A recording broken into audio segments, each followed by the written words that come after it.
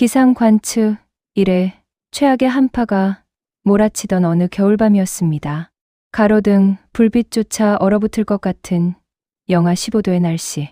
서울의 한가파른 달동네 언덕길을 위태롭게 오르는 그림자가 하나 있었습니다. 바로 78살의 김순자 할머니였습니다. 할머니의 굽은 등 뒤로는 어른 키보다 높게 쌓인 폐지 리어카가 위태롭게 흔들리고 있었는데요. 빙판길 위에서 낡은 운동화는 자꾸만 미끄러졌고 할머니의 거친 숨소리는 하얀 입김이 되어 흩어졌습니다. 그런데 바로 그때였습니다. 끼익, 쾅. 언덕을 내려오던 검은색 고급 세단 한 대가 미끄러진 할머니의 리어카를 피하려다 굉음을 내며 멈춰섰습니다.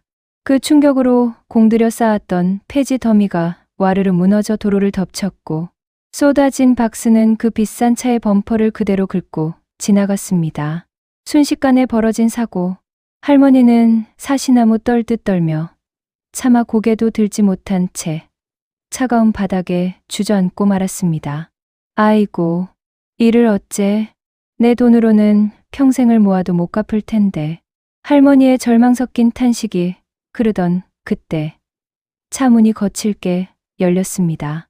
내린 사람은 한눈에 봐도 깐깐하고 차가워 보이는 정장 차림의 젊은 남자. 그는 잔뜩 찌푸린 미간으로 자신의 긁힌 차를 보더니 이내 주저앉은 할머니를 향해 저벅저벅 걸어왔습니다. 누가 봐도 험한 소리가 나올 것 같은 일촉즉발의 상황. 남자는 할머니 코앞에 서서 양복 안주머니로 손을 쑥 집어넣었습니다. 하지만 여러분, 바로 그 순간 그 남자의 행동은 모두의 예상을 완전히 뒤엎어버렸습니다. 그가 꺼낸 건 수리비 청구서가 아니었습니다. 도대체 그 얼어붙은 빙판길 위에서 무슨 일이 벌어진 걸까요? 이야기를 본격적으로 들려드리기 전에 구독과 좋아요 한 번씩 부탁드립니다. 가장 차가운 날, 가장 뜨거운 기적을 만든 이 남자의 정체, 지금 공개합니다. 그날 밤, 그 차가운 아스팔트 위에서 벌벌 떨고 있던 김순자 할머니. 사실 할머니가 처음부터 이렇게 길거리에서 폐지를 줍던 분은 아니었습니다. 불과 10년 전까지만 해도 순자 씨는 동네 시장통에서 제법 장사가 잘 되는 작은 칼국수 가게의 어엿한 사장님이었습니다. 비록 일찍이 남편을 여의고 홀로 되었지만 그녀에게는 세상 무엇과도 바꿀 수 없는 보물 같은 외아들 민호가 있었습니다. 민호는 순자 씨의 자랑이자 삶의 이유, 그리고 굽은 허리를 펴게 해주는 유일한 희망이었습니다. 밀가루 반죽으로 거칠어진 손을 부끄러워할 틈도 없이 그녀는 뜨거운 국물을 팔아 아들을 대학까지 보냈고 아들은 그런 어미의 기대를 저버리지 않고 번듯한 대기업에 취직했었죠. 동네 사람들은 모두 순자 씨를 부러워했습니다. 아이고, 순자네는 이제 고생 끝났네. 아들이 저렇게 잘 컸으니 호강할 일만 남았어. 하지만 여러분, 인생의 불행은 예고도 없이 가장 행복한 순간에 도둑처럼 찾아온다고 했던가요? 비극은 아들 민호가 회사를 그만두고 사업을 하겠다며 찾아온 그날 밤부터 시작되었습니다. 어머니, 이번 한 번만 믿어주세요. 저 진짜 성공해서 어머니 펜트하우스에서 살게 해드릴게요. 순자 씨는 불안했지만 아들의 그 간절한 눈빛을 외면할 수 없었습니다. 결국 평생을 칼국수를 팔아 마련한 가게, 보증금과 살고 있던 집 문서까지 모든 것을 담보로 내어주었습니다.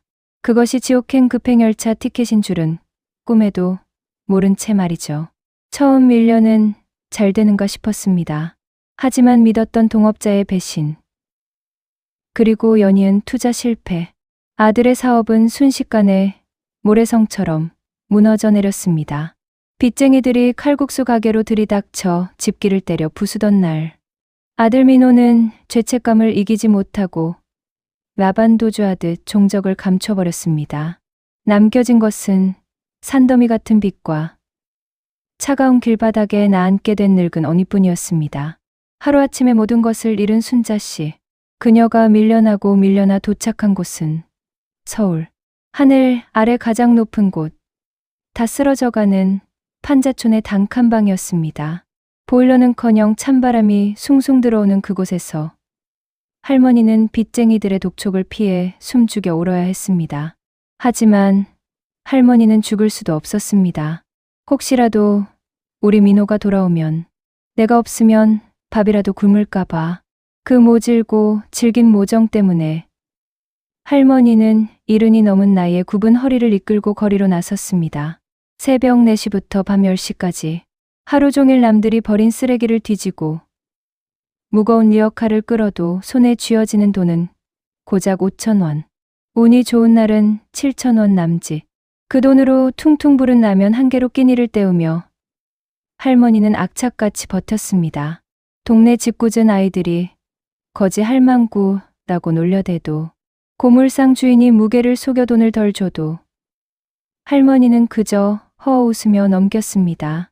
자존심 같은 건 버린 지 오래였으니까요. 그렇게 10년 같은 1년, 또 1년이 흘렀습니다. 그리고 문제의 그날, 12월 24일, 크리스마스 이브이자 기록적인 한파가 몰아치던 그날 밤, 사실 그날은 집 나간 아들 민호의 40번째 생일이었습니다. 동네 사람들은 미친놈, 지 어미 버리고 도망간 놈 생일이 대수냐며 혀를 찼지만 어미 마음은 그게 아니었죠. 오늘 같은 날 따뜻한 미역국이라도 한 그릇 끓여놓으면 혹시라도 냄새 맡고 오지 않을까. 할머니의 주머니에 있던 돈은 2,000원. 미역을 사고 쇠고기 한 줌이라도 사려면 적어도 5,000원은 더 필요했습니다. 그래서 할머니는 뉴스에서 절대 나가지 말라던 그 살인적인 폭설을 뚫고 리어카를 끌고 나갔던 것입니다. 눈앞이 보이지 않는 눈보라 속에서 할머니는 떨리는 손으로 박스 하나라도 더 주우려 필사적이었습니다. 손가락 끝이 동상으로 검게 변해가는 줄도 모르고 말이죠. 민호야, 내 아들 민호야, 밥은 먹고 다니니. 입술이 파랗게 질린 채 아들의 이름만을 되뇌며 평소보다 2배는 더 높게 박스를 쌓아 올린 채 언덕길을 내려오던 그 순간, 운명의 장난처럼 그 사고가 터지고 만 것입니다. 자, 다시 사고 현장으로 돌아가 보겠습니다. 아들의 생일상을 차려주려다 남의 귀한 차를 긁어버린 절망적인 상황. 수천만 원, 아니 어쩌면 수억 원을 물어줘야 할지도 모르는 그 벼랑 끝에서 차에서 내린 그 깐깐해 보이는 청년은 과연 할머니에게 무엇을 건넸을까요? 그의 손에 들린 것은 할머니의 인생을, 아니 이 삭막한 세상을 송두리째 뒤흔들 만한 것이었습니다. 자, 여러분, 다시 그 숨막히는 순간입니다. 영하 15도의 칼바람이 부는 빙판길 위, 수억 원을 호가하는 최고급 세단의 앞범퍼가 찌그러졌습니다. 그리고 그 앞에는 남루한 옷차림의 김순자 할머니가 죄인처럼 고개를 숙이고 있었죠. 차에서 내린 30대 중반의 남자가 할머니 코앞까지 다가왔습니다. 그의 굳게 담은 입술, 날카로운 눈매, 누가 봐도 화가 난 사람의 얼굴이었습니다. 할머니는 눈을 질끈 감았습니다. 이제 쏟아질 고성과 욕설, 그리고 감당할 수 없는 수리비 청구의 순간을 기다리면서 말이죠. 남자가 양복 안주머니에서 무언가를 꺼냈습니다. 할머니는 떨리는 목소리로 겨우 입을 뗐습니다. 젊은 양반, 미안해요. 내가 눈이 어두워서 죽을 죄를 졌어. 내 몸으로 떼라면 뗄 테니 제발. 그런데 그때였습니다. 할머니의 거칠고 터진 손등 위로 무언가 부드럽고 따뜻한 것이 닿았습니다. 놀라서 눈을 뜬 할머니의 시야에 들어온 것은 경찰을 부르는 휴대전화도 수첩과 펜도 아니었습니다. 그것은 바로 하얗고 깨끗한 손수건이었습니다. 남자는 그 말끔한 손수건으로 흙탕물과 피가 엉겨붙은 할머니의 손을 조심스럽게 감싸 닦아내고 있었습니다. 할머니가 리어카를 붙잡으려다 찢어진 손등에서 흐르는 피를 본 것이었죠. 어르신, 다치신 데는 없으십니까? 남자의 첫마디는 차에 대한 걱정이 아니었습니다.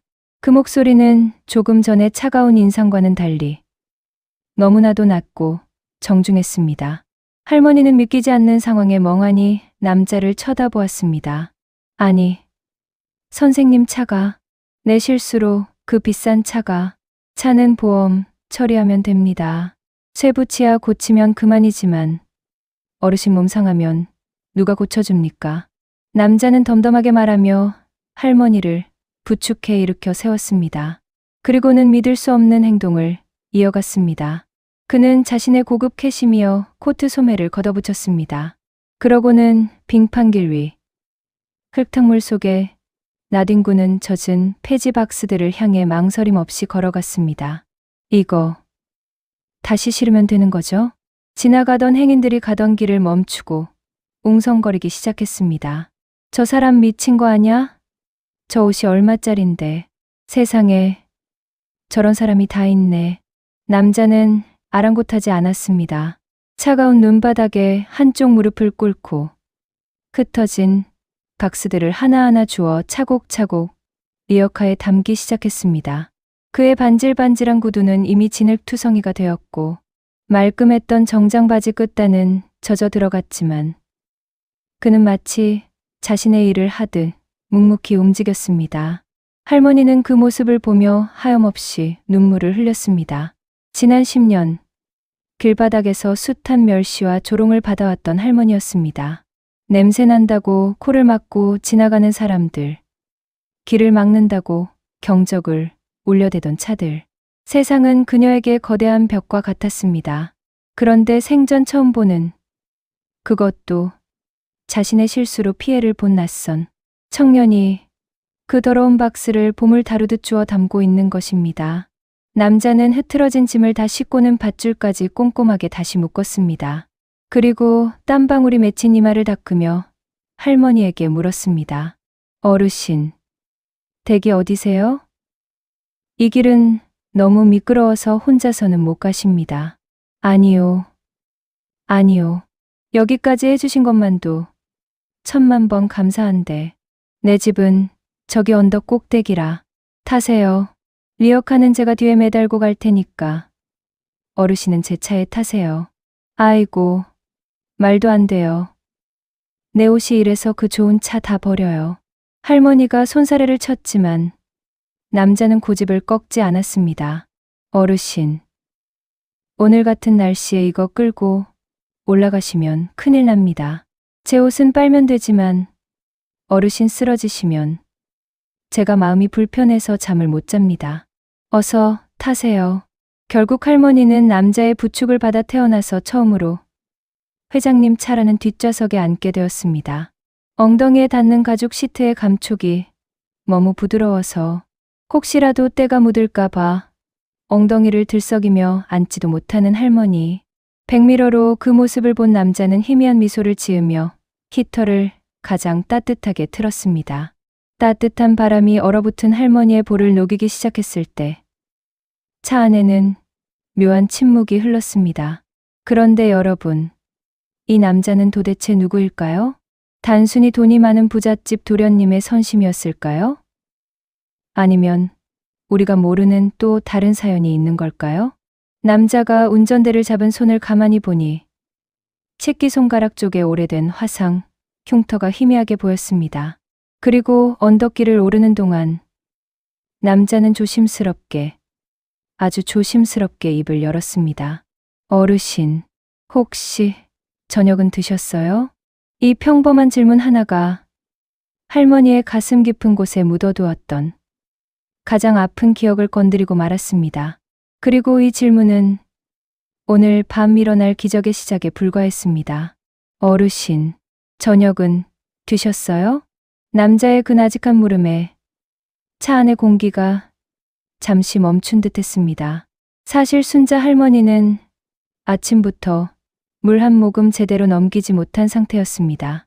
백가죽이 등짝에 붙을 정도로 허기가 졌지만 할머니는 황급히 고개를 끄덕이며 거짓말을 했습니다.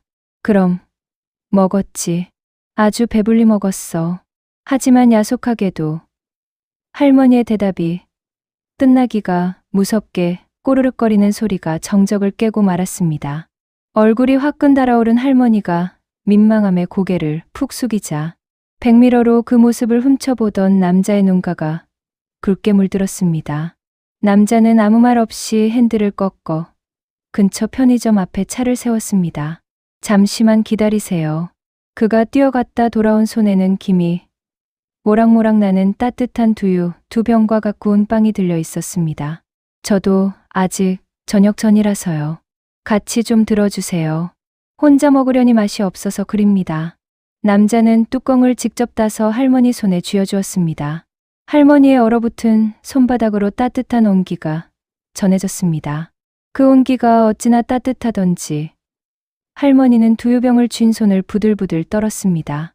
차가 다시 출발하고 남자는 조심스럽게 운을 뗐습니다. 어르신, 손을 보니 고생을 참 많이 하신 것 같습니다. 예전에도 거친 일을 하셨나요? 할머니는 씁쓸한 미소를 지으며 창밖을 바라봤습니다. 거친 일이라, 칼국수 반죽 만지며 평생을 살았지. 뜨거운 김 쐬고 찬물에 손 담그고 그렇게 내 아들 하나 번듯하게 키우는 낙으로 살았는데 다 내 욕심이었나 봐. 칼국수라는 단어가 나오자 핸들을 잡은 남자의 손에 힘이 들어가는 것이 보였습니다. 남자의 시선이 다시 한번 자신의 새끼손가락에 있는 화상 흉터로 향했다가 이내 할머니의 옆 얼굴에 고정되었습니다. 아드님이 자랑스러우시겠어요. 자랑스럽지. 어디서 밥은 굶지 않는지, 이 추운 날 따뜻한 방에서 잠은 자는지, 그것만 알면 소원이 없겠는데. 할머니의 목소리가 물기에 젖어들었습니다. 남자는 더 이상 아무것도 묻지 않았습니다. 그저 묵묵히 아주 천천히 차를 몰 뿐이었습니다. 마치 이 따뜻한 시간을 조금이라도 더 늘리고 싶은 사람처럼 말이죠. 어느새 차는 할머니가 사는 달동네 꼭대기에 도착했습니다. 차 한 대가 겨우 지나갈 수 있는 비좁은 골목, 가로등 하나 없이 캄캄한 그곳은 화려한 서울의 야경이 내려다 보이는 곳이자 가장 가난한 이들이 모여 사는 섬 같은 곳이었습니다. 여기야. 여기서부터는 차가 못 들어가. 내가 들고 갈 테니 선생님은 그만 돌아가요. 할머니가 서둘러 내리려 하자 남자가 가급하게 안전벨트를 풀며 내렸습니다. 아닙니다. 제가 들어다 드릴게요. 눈길이라 위험해요. 아이고, 아니래도 이 비싼 구두 다 망가져. 하지만 남자는 이미 트렁크에 매달고 온 리어카에서 무거운 박스 뭉치를 번쩍 들어 어깨에 맸습니다. 흙탕물이 묻은 박스가 그의 고급 코트를 짓눌렀지만 그는 개의치 않았습니다. 비좁고 가파른 계단길, 숨을 헐떡이며 앞장서는 할머니의 굽은 등을 바라보며 남자는 뒤에서 조용히 눈물을 삼키고 있었습니다. 그의 머릿속에는 20년 전 배고픔에 지쳐 쓰러질 뻔했던 한 소년의 기억이 파노라마처럼 스치고 지나갔기 때문입니다. 할머니의 다 쓰러져가는 판잣집 문 앞, 짐을 내려놓은 남자가 숨을 고르며 주위를 둘러보았습니다. 구멍난 창호지 문, 냉기가 뿜어져 나오는 부엌, 그의 눈빛이 흔들렸습니다. 어르신, 혼자 사시는 겁니까? 응, 혼자 살아. 누추해서 들어오란 말도 못하겠네. 어서 가요. 날 추운데. 할머니가 황급히 남자를 보내려 등을 떠밀었지만 남자는 발길을 떼지 못했습니다. 그리고 그는 결심한 듯 양복 안주머니에서 두툼한 봉투 하나를 꺼내 들었습니다. 하지만 여러분, 이건 단순한 적선이 아니었습니다. 이 봉투 안에는 돈보다 더 귀한 20년 묵은 외상가제 사연이 들어있었으니까요. 도대체 20년 전 칼국수집 사장님이었던 순자 씨와 이 청년 사이에는 무슨 일이 있었던 걸까요? 그리고 남자가 건넨 봉투를 확인한 할머니가 그 자리에 주저앉아 통곡하게 된 이유는 무엇일까요? 남자가 떠난 뒤 덩그러니 남겨진 냉골 방바닥, 할머니는 떨리는 손으로 남자가 주고 간 두툼한 흰 봉투를 열어보았습니다. 봉투 안을 본 순간 할머니의 눈이 휘둥그레졌습니다. 그곳에는 5만 원권 지폐 뭉치가 무려 200만 원이나 들어있었고 꼬깃꼬깃한 편지 한 장이 함께 들어있었습니다. 어르신, 아니, 칼국수집 이모님, 접니다. 20년 전 그 거짓 꼬맹이입니다. 편지의 첫 줄을 읽자마자 할머니의 기억 저편에 묻어두었던 20년 전 그날의 풍경이 주마등처럼 스쳐 지나갔습니다. 20년 전 유난히 눈이 많이 내리던 어느 겨울날이었습니다. 당시 시장통에서 칼국수 가게를 하던 순자 씨는 마감 준비를 하고 있었습니다. 그런데 가게 밖 김이 서린 유리창 너머로 누군가가 한참을 서성이고 있었죠. 비쩍 마른 몸에 다 떨어진 운동화, 얇은 점퍼 하나만 걸친 채 오들오들 떨고 있는 10대 소년. 그 소년은 며칠을 굶었는지 멸치, 국물 냄새가 새어나오는 환풍구 앞을 떠나지 못하고 있었습니다. 가게 안 손님들이 재수없게 거지가 서 있다며 혀를 찼지만 순자 씨의 눈에는 그 아이가 마치 집 나간 내 자식처럼 안쓰러워 보였습니다. 순자 씨는 가게 문을 벌컥 열고 소리쳤습니다. 예, 꼬마야, 거기서 청승 떨지 말고 들어와라. 마감 때라 국수 남은 게 처치곤란인데 내가 좀 먹어줄래? 소녀는 주저했습니다. 돈이 없었으니까요. 돈 없는데요. 기어 들어가는 목소리로 말하는 소년의 손을 순자 씨는 억지로 잡아 끌어가게 안날로 옆 따뜻한 자리에 앉혔습니다. 돈 필요 없다. 그냥 버리기 아까워서 그러니까 잔말 말고 먹어. 순자 씨는 파는 것보다 2배는 더 많은 양의 국수를 고명까지 듬뿍 얹어내왔습니다. 김이 모락모락 나는 뜨끈한 국수가 놓이자 소녀는 체면도 잊은 채 허겁지겁 국수를 입에 넣기 시작했습니다. 너무 급하게 먹다 보니 그만 뜨거운 국물이 담긴 그릇을 쳐서 손에 쏟고 말았습니다. 악!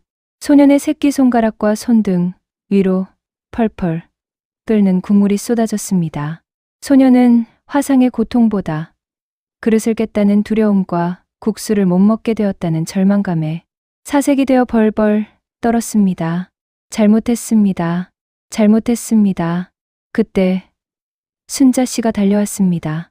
보통의 가게 주인이라면 조심 좀 하지 라며 화를 냈을 상황. 하지만 순자 씨는 달랐습니다. 아이고, 괜찮니? 어디 봐라. 되었구나. 순자 씨는 깨진 그릇 따위는 거들떠보지도 않고 소년의 빨갛게 부어오른 손을 찬물에 담가 주었습니다. 그리고는 주방 한 구석에서 귀한 화상 연고를 가져와 정성스레 발라주었죠. 지금 그 청년의 손에 남아있던 그 화상 흉터는 바로 그때 생긴 영광의 상처였습니다. 치료가 끝난 후 순자 씨는 새로 끓인 국수 한 그릇과 공깃밥까지 꾹꾹 눌러 담아 소년 앞에 다시 놓아주었습니다. 천천히 먹어. 체한다. 밥도 말아 먹고 가. 눈물 콧물 범벅이 되어 국수를 먹는 소년을 보며 순자 씨는 지갑에서 꼬깃꼬깃한 10,000원짜리 지폐 2장을 꺼내 소년의 주머니에 찔러 넣어 주었습니다. 어디 갈 데는 있니? 찜질방이라도 가서 자라. 그리고 세상이 아무리 추워도 죽지 마라. 살다 보면 꼭 좋은 날 온다. 알았지? 그날 밤 소녀는 국수 그릇을 깨끗이 비우고 가게를 나서며 순자 씨에게 90도로 허리를 숙여 인사했습니다. 그리고 작은 목소리로 맹세하듯 중얼거렸습니다.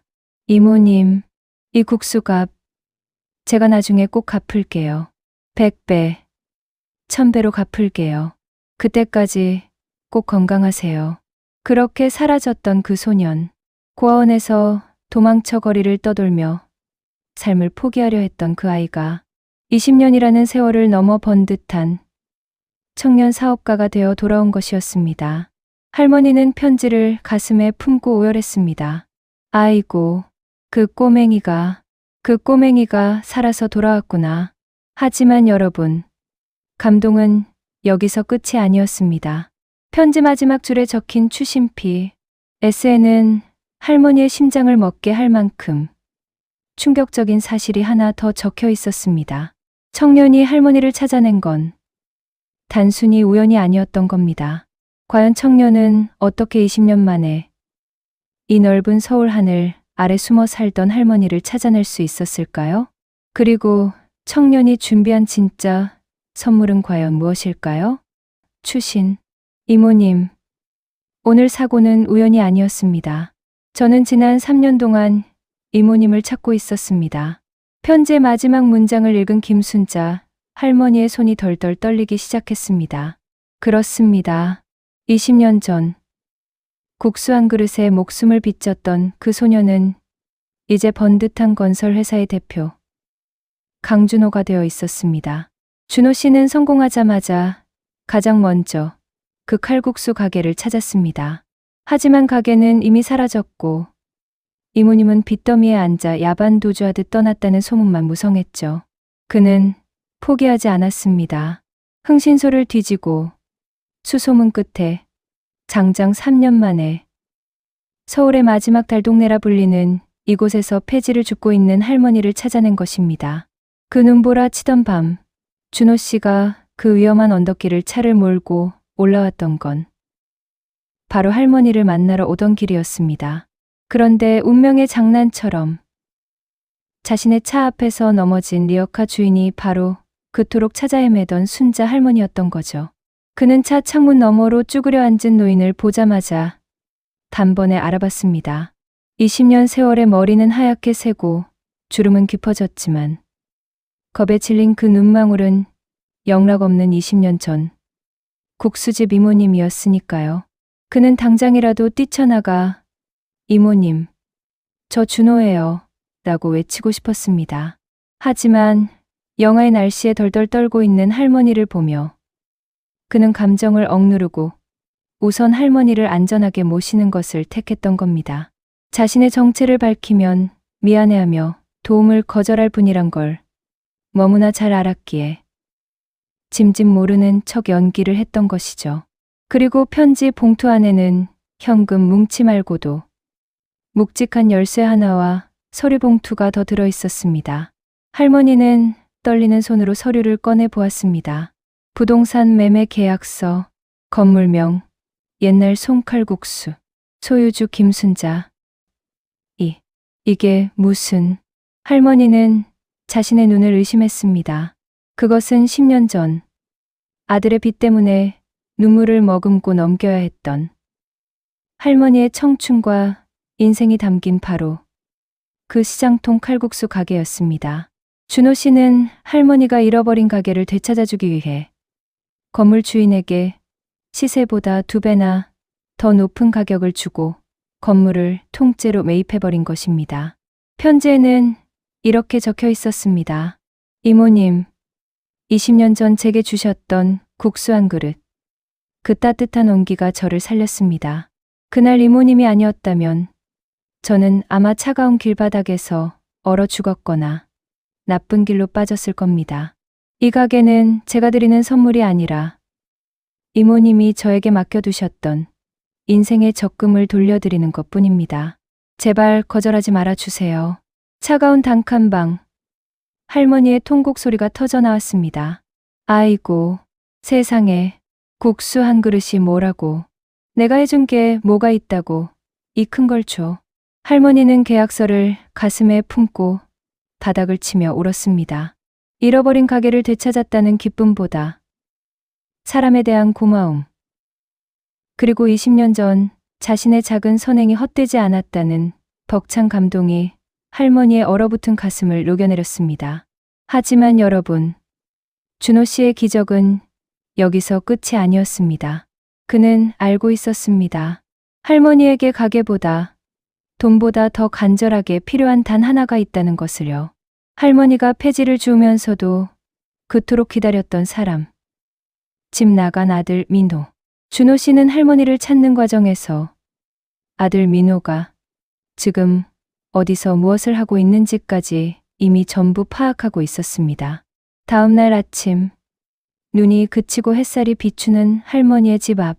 다시 한번 그 검은색 고급 세단이 멈춰섰습니다.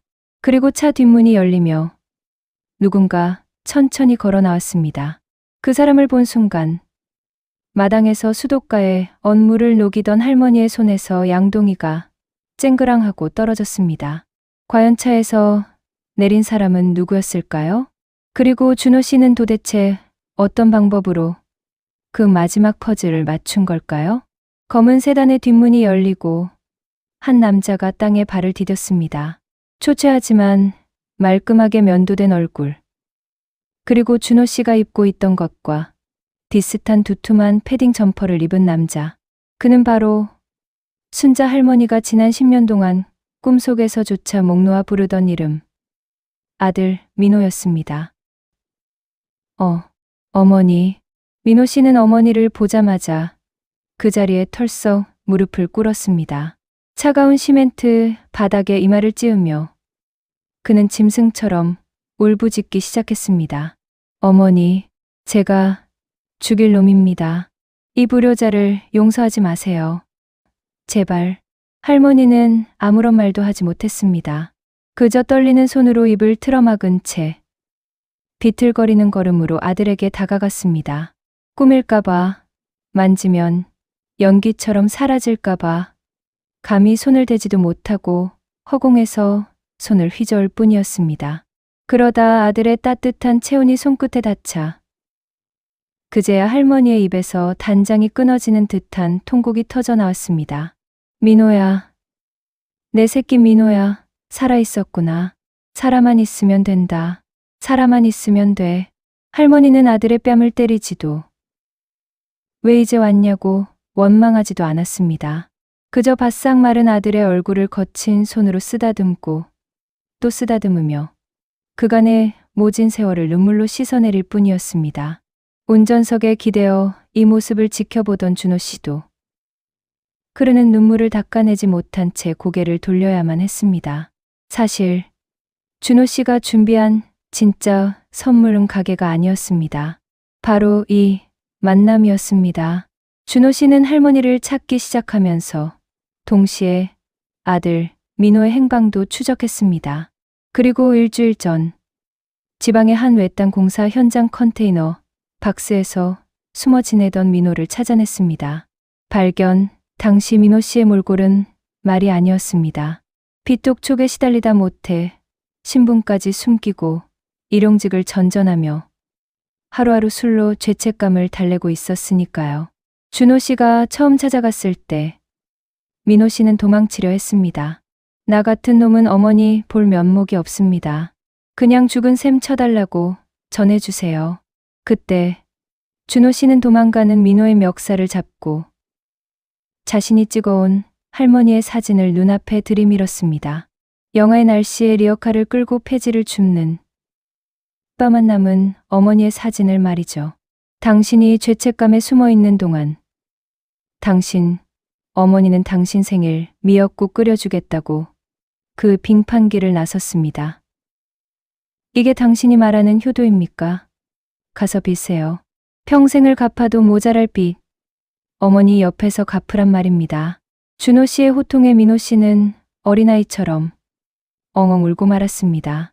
준호 씨는 그 길로 민호 씨를 서울로 데려왔습니다. 그리고 자신의 사비를 털어 민호 씨를 올가매던 가장 급한 사채 빚부터 해결해 주었습니다. 법적인 문제까지 자문 변호사를 통해 깨끗하게 정리해 주었죠. 단순히 돈을 준 게 아니라 아들이 다시 세상 밖으로 나와 어머니 앞에 당당히 설 수 있도록 재기의 발판을 만들어준 것입니다. 다시 할머니의 마당으로 돌아와 봅니다. 한참을 부둥켜 안고 울던 모자를 보며 준호 씨가 조용히 다가왔습니다. 이모님, 이제 민호 형님 도망 못 갑니다. 제가 저희 회사 현장 소장으로 채용했거든요. 월급도 제법 셉니다. 이제 그 돈으로 이모님 호강시켜 드릴 일만 남았습니다. 준호 씨의 농담 섞인 말에 눈물 범벅이 된 할머니가 고개를 들었습니다. 아이고, 선생님, 이 은혜를 어떻게 다 갚습니까? 내가 죽어서도 결초보온하겠습니다. 할머니가 준호 씨에게 큰절이라도 하려 하자 준호 씨는 황급히 할머니를 부축해 일으켰습니다. 그리고는 할머니의 두 손을 꼭 잡고 20년 전 그 소년의 눈빛으로 말했습니다. 이모님, 은혜라뇨. 20년 전 아무도 거들떠보지 않던 저를 살려주신 건 이모님이십니다. 제가 갚은 건 돈이지만 이모님이 주신 건 생명이었습니다. 이제야 겨우 그 국수값에 이자를 갚은 것뿐입니다. 그날 점심, 다 쓰러져가는 판잣집에서는 10년 만에 따뜻한 밥 짓는 냄새가 피어올랐습니다. 할머니는 아들이 사온 쇠고기를 넣고 미역국을 끓였고 준호 씨는 서툰 솜씨로 김치를 썰었습니다. 좁은 단칸방에 둘러앉은 세 사람. 피 한 방울 섞이지 않았지만 그들은 세상 그 누구보다 끈끈한 가족이 되어 있었습니다. 하지만 여러분, 이 이야기의 진정한 끝은 여기가 아닙니다. 이 아름다운 재회가 있은 지 1년 뒤, 옛날 칼국수 가게의 자리에는 새로운 간판이 하나 걸렸습니다. 그리고 그 개업식 날, 동네 사람들은 또 한 번 놀라운 광경을 목격하게 됩니다. 과연 1년 뒤, 이들에게는 또 어떤 기적 같은 변화가 찾아왔을까요? 그리고 준호 씨가 할머니 몰래 준비한 마지막 서프라이즈는 무엇이었을까요? 그로부터 정확히 1년 뒤, 매서운 바람이 불던 그 골목길에는 다시 고소한 멸치, 육수 냄새가 진동하기 시작했습니다. 옛날 칼국수 가게가 있던 바로 그 자리에 순잔의 따뜻한 밥상이라는 예쁜 나무 간판이 걸린 것입니다. 가게 안은 개업 첫날부터 문전성시를 이루었습니다.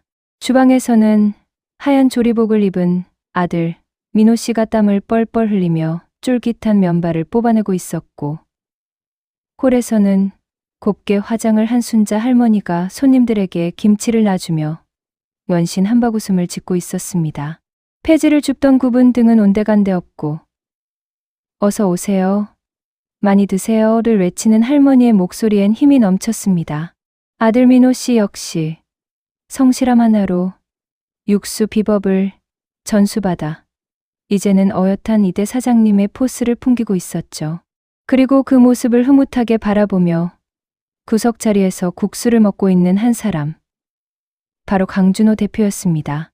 준호 씨는 약속대로 가게 인테리어부터 집기까지 최고급으로 바꿔주었지만 순자 할머니는 공짜로는 절대 안 받는다며 매달 수익금의 일부를 갚겠다고 고집을 피우셨죠. 그런데 여러분, 이날 가게를 찾은 손님들은 메뉴판 옆에 붙은 작은 안내판 하나를 보고 눈시울을 붉혀야 했습니다. 그것이 바로 준호 씨가 할머니 몰래 준비한, 아니 할머니와 준호 씨가 함께 만든 마지막 서프라이즈였습니다. 안내판에는 삐뚤빼뚤하지만 정감 있는 글씨로 이렇게 적혀 있었습니다. 특별 메뉴 꿈나무 칼국수. 대상 배고픈 학생 누구나. 가격 외상 단 20년 뒤에 성공해서 갚을 것. 추신 눈치 보지 말고 들어와. 배부르게 먹고 힘내라. 마이너스 20년 전 그 꼬맹이가. 그렇습니다. 준호 씨는 할머니에게 건물과 가게를 선물하면서 단 하나의 조건을 걸었습니다. 이모님, 저한테 돈 갚지 마세요. 대신 20년 전 저처럼 배고픈 아이들이 오면 그때 저한테 해주셨던 것처럼 따뜻한 밥 한 끼만 그냥 먹여주세요. 제 밥값은 그걸로 퉁치겠습니다. 할머니는 그 제안을 듣고 준호 씨의 손을 잡으며 펑펑 우셨다고 합니다. 그렇게 탄생한 것이 바로 이 꿈나무 칼국수였습니다. 개업식 날, 동네 사람들은 단순히 국수를 먹으러 온 게 아니었습니다. 이 기적 같은 사연이 아름아름 퍼지면서 나도 돕고 싶다는 사람들이 줄을 이었습니다. 어떤 손님은 국수 한 그릇을 먹고 5만 원을 내며 나머지는 학생들 밥값으로 써주세요라고 했고, 옆하게 쌀집 사장님은 이 집 쌀은 내가 평생 원가에 대주겠다며 쌀가마니를 메고 오기도 했습니다. 준호 씨가 쏘아 올린 작은 공이 온 동네를 따뜻하게 물들이는 거대한 나눔의 파도가 된 것입니다. 점심 장사가 끝나갈 무렵 가게 문이 조심스럽게 열렸습니다. 다 떨어진 운동화에 얇은 점퍼를 입은 한 중학생 소년이 쭈뼛거리며 들어왔습니다. 저기, 여기가 돈 없어도 밥 준다는 그 손님들의 시선이 아이에게 쏠리자 아이는 겁을 먹고 뒷걸음질 쳤습니다. 그때였습니다. 주방에 있던 민호 씨가 쏜살같이 뛰어나와 아이의 어깨를 감싸 안았습니다. 어서 와라. 잘 찾아왔어. 우리 집 국수가 기가 막히거든. 곱빼기로 줄 테니까 얼른 앉아. 그리고 순자 할머니가 달려와 아이의 언손을 잡았습니다. 20년 전 준호 씨의 손을 잡아주었던 그 따뜻한 온기 그대로 말이죠. 아이고, 손이 얼음장이네. 날로 옆으로 가자. 이모가 금방 뜨끈한 거 내올게. 그 모습을 지켜보던 준호 씨는 조용히 자리에서 일어나 계산대로 향했습니다. 그리고 자신의 국수갑과 함께 봉투 하나를 슬그머니 놓고 나왔습니다. 봉투에는 첫 번째 장학금이라고 적혀 있었죠. 가게를 나선 준호 씨는 하늘을 올려다보았습니다. 1년 전 그날처럼 눈이 내리기 시작했지만 더 이상 춥지 않았습니다. 그는 혼잣말로 중얼거렸습니다. 이모님, 이제야 제 마음의 짐을 다 덜었습니다. 정말 감사합니다. 자, 여러분, 이 이야기는 여기서 끝이 날 수도 있었습니다. 하지만 세상에는 우리가 모르는 천사들이 참 많은 것 같습니다. 이 공짜 국수집 소문이 인터넷을 타고 퍼지자 전국의 수많은 사람들의 반응이 쏟아지기 시작했는데요. 마지막으로 이 영상을 보시는 여러분께 꼭 전해드리고 싶은 메시지가 있습니다. 그리고 10년 뒤 이 가게에서 자라난 아이들이 만든 또 다른 기적을 짧게 소개해드리며 이야기를 마칠까 합니다. 강산도 변한다는 10년이라는 세월이 훌쩍 흘렀습니다. 그 사이 순잔의 따뜻한 밥상은 방송에도 여러 번 소개될 만큼 전국적인 명소가 되었습니다. 맛도 맛이지만 배고픈 아이들에게 묻지도 따지지도 않고 밥을 주는 착한 식당으로 더 유명해졌죠. 이제 88, 미수미쇼를 맞이한 김순자 할머니. 비록 거동은 예전보다 느려졌고 하얀 머리칼은 더욱 늘었지만 가게 한켠 의자에 앉아 손님들을 맞이하는 그 온화한 미소만큼은 변함이 없었습니다. 아들 민호 씨는 이제 제법 흰머리가 희끗희끗한 중년이 되어 능숙하게 가게를 진두지휘하고 있었죠. 어느 화창한 봄날 점심시간이었습니다. 가게 문이 열리고 제복을 말끔하게 차려입은 건장한 경찰관 한 명이 들어왔습니다. 식사하던 손님들이 무슨 일인가 하고 쳐다보는데 그 경찰관은 뚜벅뚜벅 걸어와 카운터에 있는 민호 사장님 그리고 의자에 앉아 계신 순자 할머니 앞에 섰습니다. 그러고는 모자를 벗고 절도 있게 거수경례를 붙였습니다. 충성, 순경 박철수, 외상갑 갚으러 왔습니다. 가게 안에 정적이 흘렀습니다. 순자 할머니가 침침한 눈을 비비며 물었습니다. 누구? 신가? 우리 집에 외상한 경찰 양반은 없는디. 젊은 경찰관은 쑥스러운 듯 머리를 긁적이며 웃었습니다. 할머니, 저 기억 안 나세요? 10년 전 다 떨어진 운동화 신고 와서 국수 곱빼기 얻어먹고 갔던 그 중학생 철수입니다. 그때 사장님이 어깨 동무해 주시면서 기죽지 말라고 해주셨잖아요.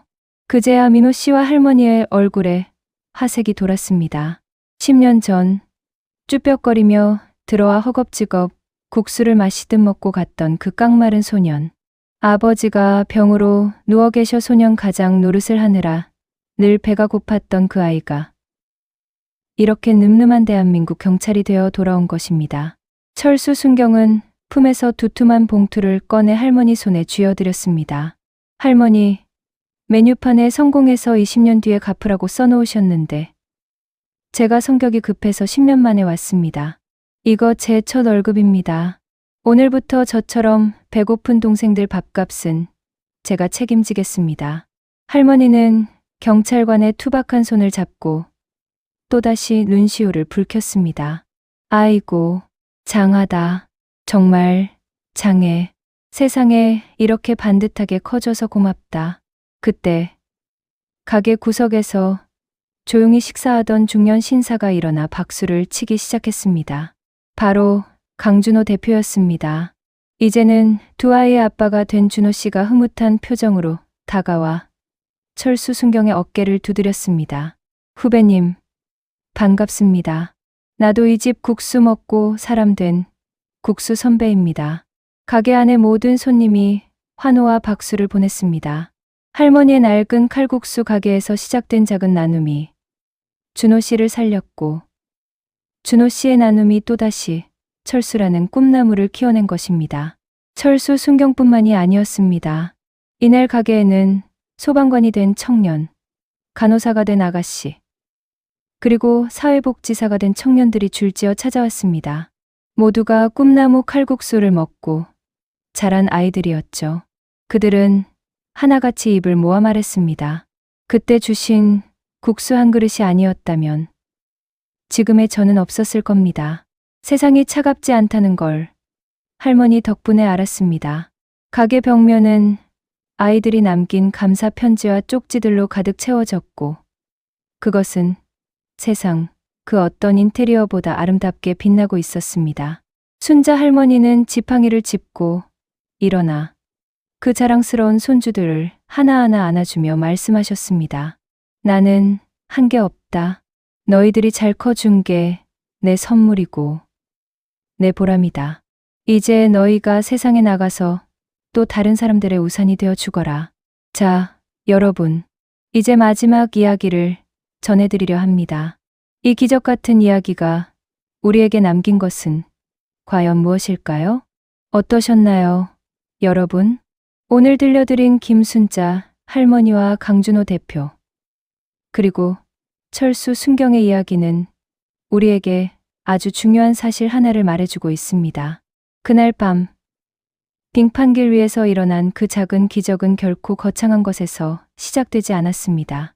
그것은 20년 전, 배고픈 아이에게 건넨 국수 한 그릇, 그리고 살아라라는 따뜻한 말 한마디였습니다. 우리는 종종 생각합니다. 내가 가진 게 없는데 남을 어떻게 도울까? 내 코가 석자인데 남 신경 쓸 겨를이 어디 있어. 하지만 오늘 보셨듯이 누군가의 인생을 바꾸는 건 수억 원의 돈이 아니라 얼어붙은 손을 잡아주는 체온, 진심 어린 걱정의 한마디일지도 모릅니다. 지금 이 순간에도 우리 주변에는 제2의 김순자 할머니처럼 차가운 방에서 홀로 외로움과 싸우는 이웃들이 있고 20년 전의 강준호처럼 배고픔과 절망에 빠져 누군가의 손길을 기다리는 아이들이 있습니다. 세상이 흉흉하고 각박해졌다고들 합니다. 뉴스를 틀면 온통 무서운 사건, 사고 소식뿐이죠.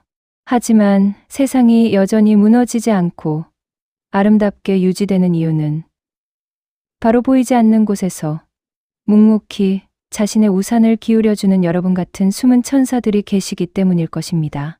남을 위해 베푼 친절은 언젠가 반드시 돌고 돌아 더 큰 축복이 되어 나에게 돌아온다는 선행의 법칙, 이 아름다운 법칙을 믿으시나요?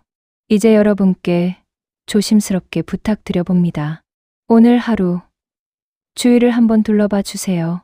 혹시 여러분의 따뜻한 말 한마디가 필요한 사람은 없나요? 거창하지 않아도 좋습니다. 경비원 아저씨께 건네는 따뜻한 인사, 무거운 짐을 든 어르신을 돕는 손길, 힘들어하는 동료에게 건네는 커피 한 잔. 그 사소한 친절이 누군가에게는 꽁꽁한 마음을 녹이는 평생 잊지 못할 기적이 될 수도 있습니다. 올겨울, 여러분이 바로 누군가의 강준호가, 누군가의 김순자가 되어주지 않으시겠습니까? 가장 추운 계절, 당신의 따뜻한 마음이 누군가에게는 봄이 됩니다. 지금까지 마음을 울리는 시니어 감동 스토리였습니다. 영상이 마음에 드셨다면 이 따뜻한 온기가 더 멀리 퍼질 수 있도록 좋아요와 공유 부탁드립니다. 시청해 주셔서 감사합니다.